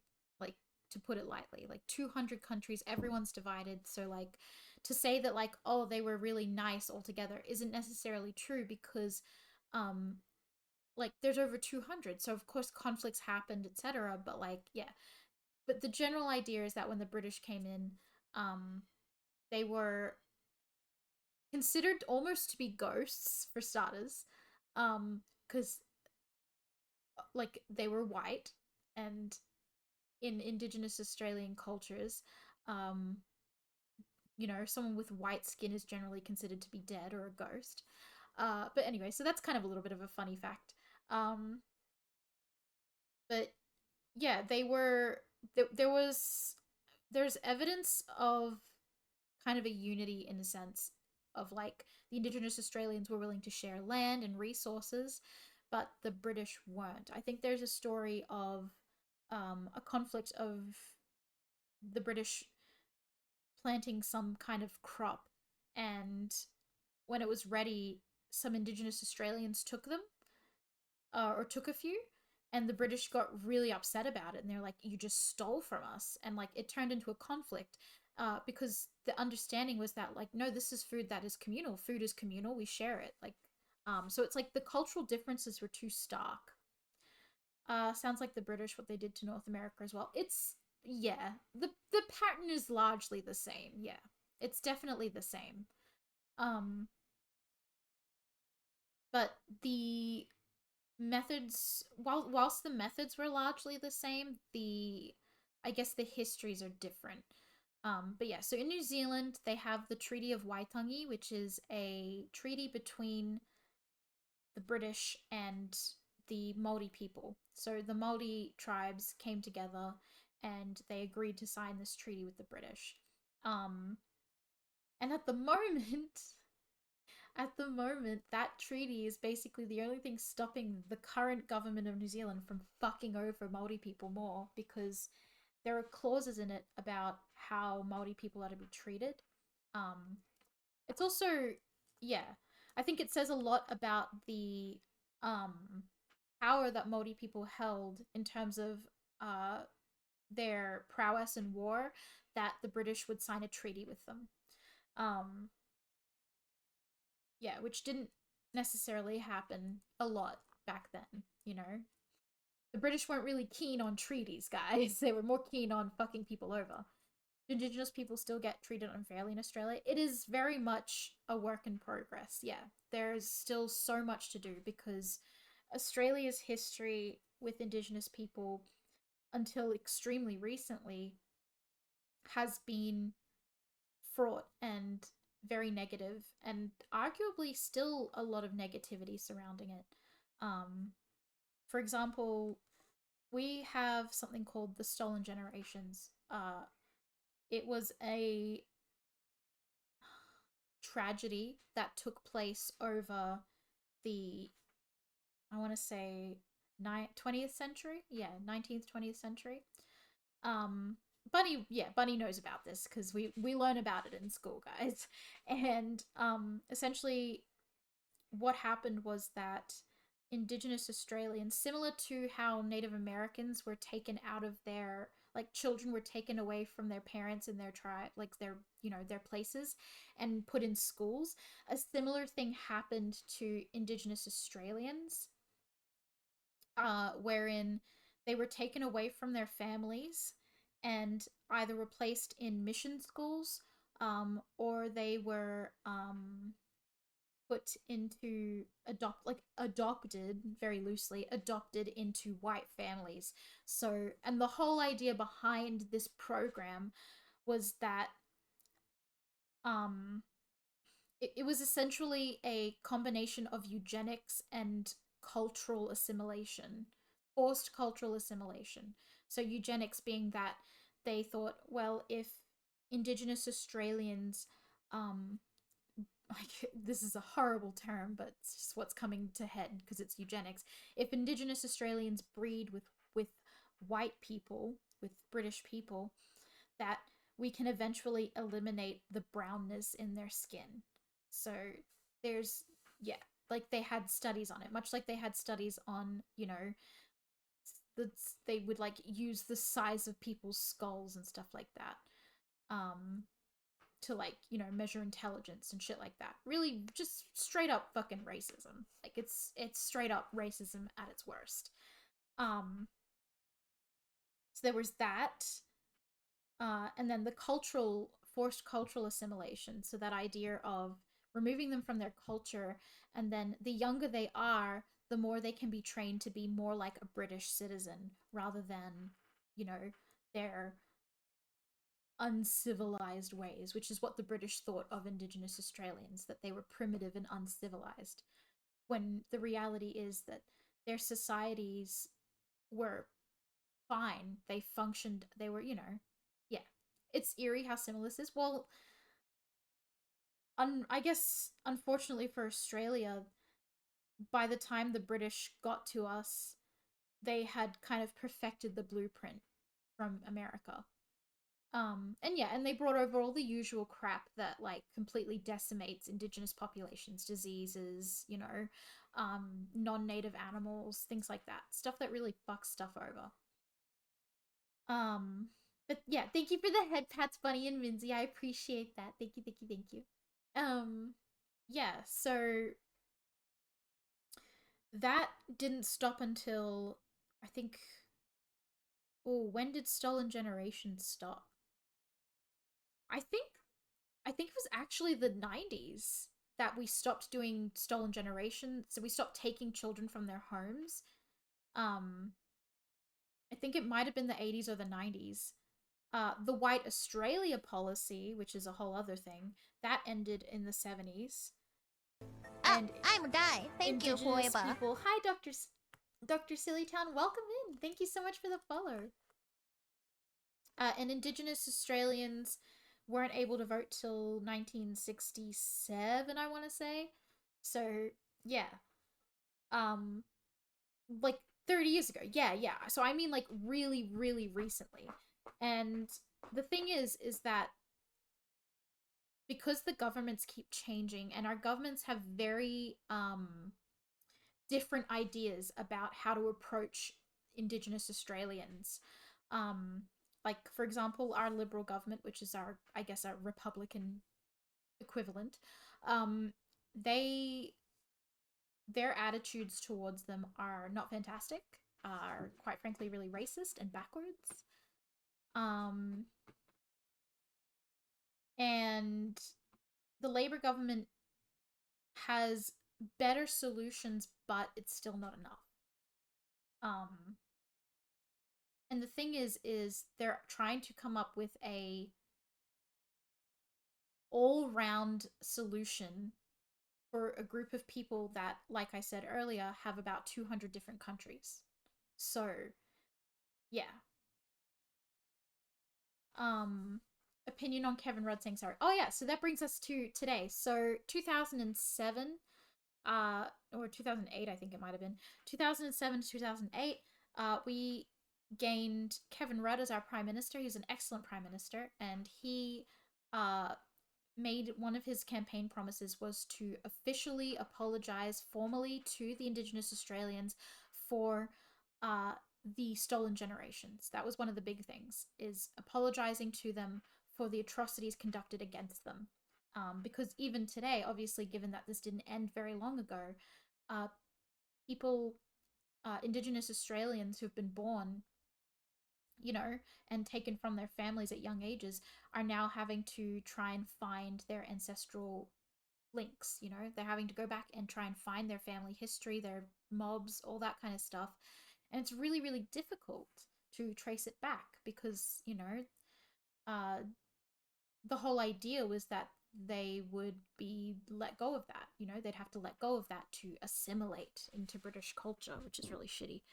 And yeah, and because all of this is still rather recent, we have a lot of people who are very much in denial of Indigenous Australians, their place in Australia, and in denial of the fact that Australians who are predominantly white um, have potentially played a part in this and aren't actually native to Australia. I'm mostly calling out Pauline Hanson because she's a psycho bitch who thinks that she's Indigenous to Australia because she was born here, which is not how it works. Nope, not at all. But yeah, um, that's her name. Yeah, Pauline Hanson. Hi, Lola. Can I help you? Would you like to come up here? Yeah, so our politics are a little bit messy in dealing with that. if I go back 2 generations, my relatives' names are like Pretty Lady 1, Strongman 3, names, pictures, and records all erased. Yeah, yeah, yeah. And it's kind of like that in Australia because record keeping of Indigenous Australians was obviously not a huge priority for the government for a long time. So things can be a little bit shaky when people try to go back. Um, there's also that loss of language as well, which there are attempts to try and recover it now. Lots of research into recovering languages that are dying in Australia, Indigenous Australian languages, but that's obviously a huge effort. And yeah, and even today, there's, we're still, it's not like Kevin Rudd saying sorry ended all the problems. Like, there are still issues of um intergenerational trauma in Indigenous Australian communities, which is perpetuating the cycle of abuse that has been started because they were displaced from their cultures and their homes and things like that. Which leads to the government taking children away from Indigenous children away from their parents because they're considered unsafe, which is then feeding that cycle that the stolen generations kind of started. Um, so yeah, there's a lot of argument that the Indigenous Australians, that stolen generations are still occurring today. Um, and that comes down to creating uh, collaborative solutions with Indigenous Australians. I don't think it's a case of a blanket solution for all. It has to be a case of local councils working with Indigenous people in the area and coming up with solutions that can then be presented to state and federal councils. But it's a really, really difficult issue because it's such a nuanced thing. Like, New Zealand, it's a little bit easier to manage because New Zealand is a small area of land, and the population's relatively low. But Australia, like, it's a lot of people with different opinions spread out over a huge area. And you know what doesn't fucking help is that Peter Dutton has recruited apparently the one fucking turncoat Aboriginal Australian in Australia who's willing to like fucking like shit the bed for everyone else. So yeah, this woman, I don't know her name, but she's been hired by him and she's like a part of his party. And for context, Peter Dutton is the Voldemort of Australia. And he's like trying to copy Trump and make like a Department of Government Efficiency and wants to put her in charge, but she's like super not cool at all. Especially if she agrees with Dutton, because like he's a piece of shit. Yeah, I'm not paying as much attention to the news as I should be, but yeah. I should probably start paying more attention though. We have an election coming up. By the way, guys, Australians in chat, there is an election coming midway through the year, I think. It's the federal election. Please make sure you vote responsibly. Also fuck Peter Dutton, but like, what's new there, huh?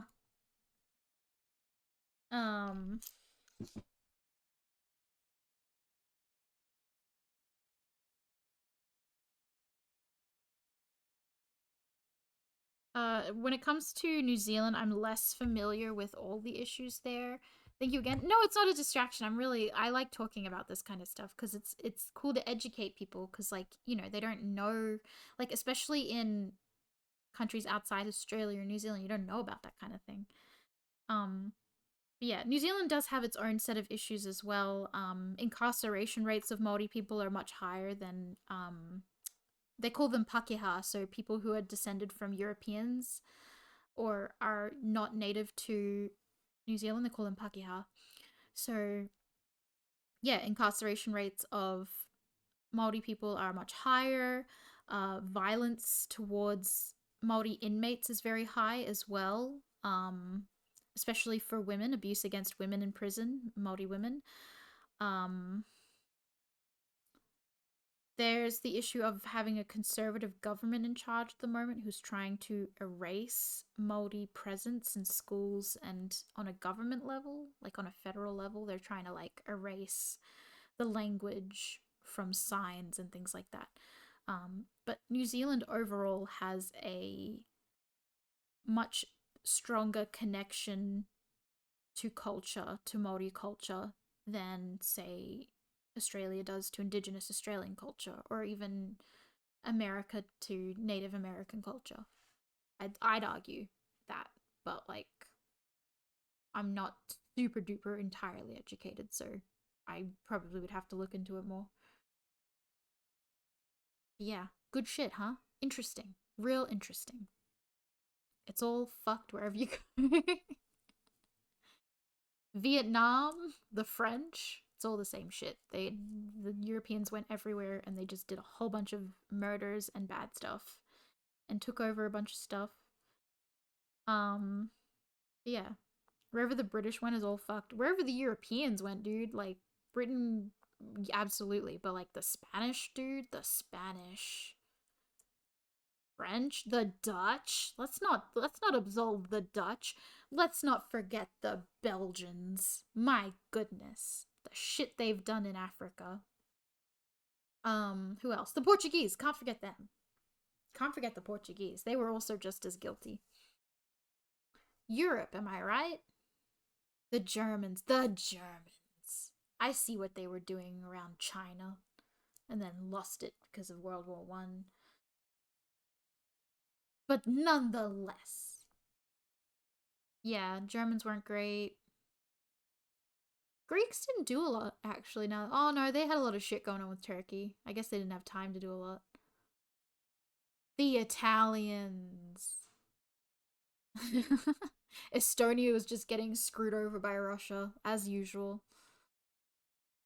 Who else was okay? The Nordics? Maybe? Were actually, no, the Nordics taught the British how to rape and pillage their way through a country. Never mind, the Vikings are doomed. Should we blame the Vikings then for the British? No, we should blame the Romans. The Romans! I blame ancient Rome for everything that went wrong with society today. What's with Italy always being on the wrong side of history? That's a complicated question.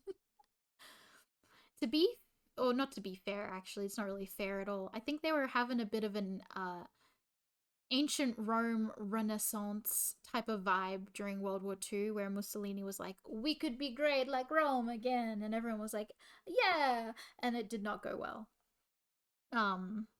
Is that why you told me about Vikings in Canada today? Yeah, so I saw something about how the Vikings made it to Canada, yeah.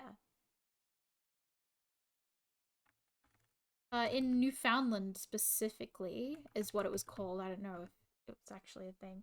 But yeah, the Vikings settled in Newfoundland and Labrador, Canada in the early 11th century. And this was the first known European settlement in North America, technically. Good for them. Hopefully they were respectful. Who knows?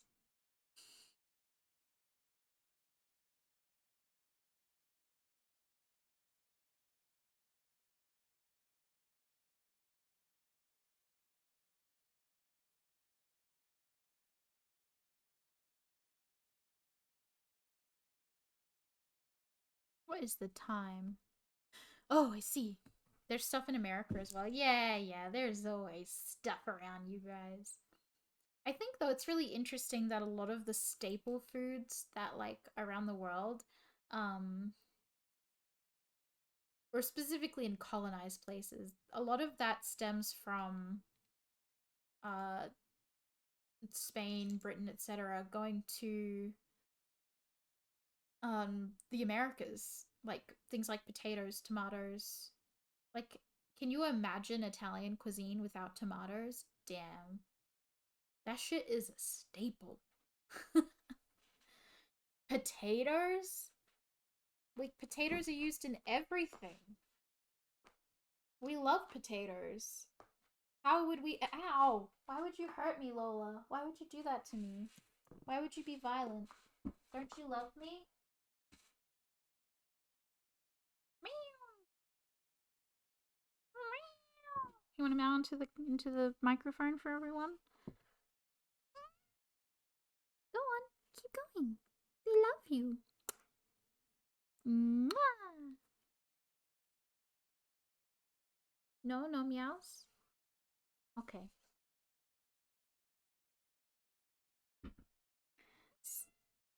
South America kind of had a grip on the best vegetables. For real. Beans, corn. Dude, imagine the world without corn. Crazy. That shit's in everything. Did you hear that, chat? She had a little meow. You gonna meow more?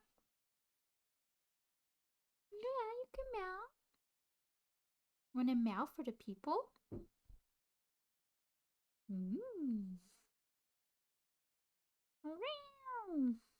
Yeah, that's what you sound like.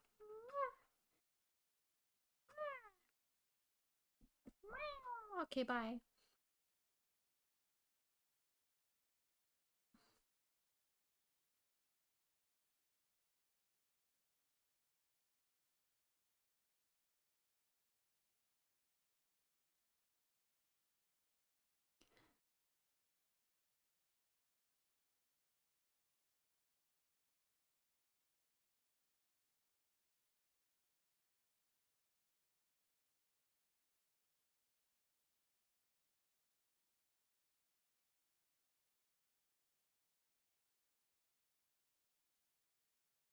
You.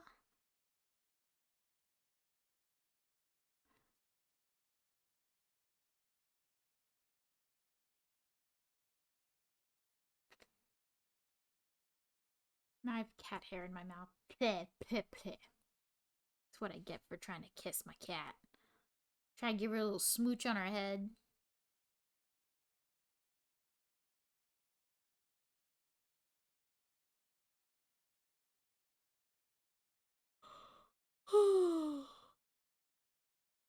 Meow, meow, meow, meow. Okay. It's 8 o'clock. I have written a page and a half, but it's okay because I actually really liked the discussion. I'm always down to talk about Indigenous Australia and more. 10 out of 10. What a chat. Alright, let's look for somebody to send all of our love to.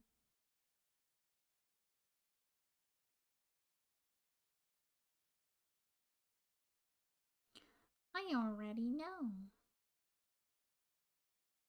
Let's go to I'm Die. Thank you, Hey, whoever. it's Dark Nessa. Thank you so much for the follow. Thank you, thank you, thank you. I really appreciate that. Thank you. We are going to raid Tiali again, because Tiali's playing Mystic Messenger, and that's what life's all about. How are you today, Dark Nessa? Welcome, welcome. I'm sorry, I am literally about to end, but welcome in nonetheless. I am planning to stream tomorrow, by the way. It might be studying again, I'm sorry. It might end up being studying for a while, guys. I'm so behind in my American curriculum. Oh god. Yippee! Und study. Und yeah. You're looking for some? Yeah, I'm absolutely gonna be here tomorrow doing study buddies again. We're study buddying. Oh yeah, our raid message. Here's our raid message. Let's go send Tiali love. Tiali's playing Mystic Messenger. But yeah, I should be around the same-ish time tomorrow, Dark Nessa, and we can study together. Yeah. In the meantime, friends, it was lovely seeing you all. Thank you so much for getting me to 700 followers. I really, really, really appreciate it and love you all. Thank you. I will see you tomorrow.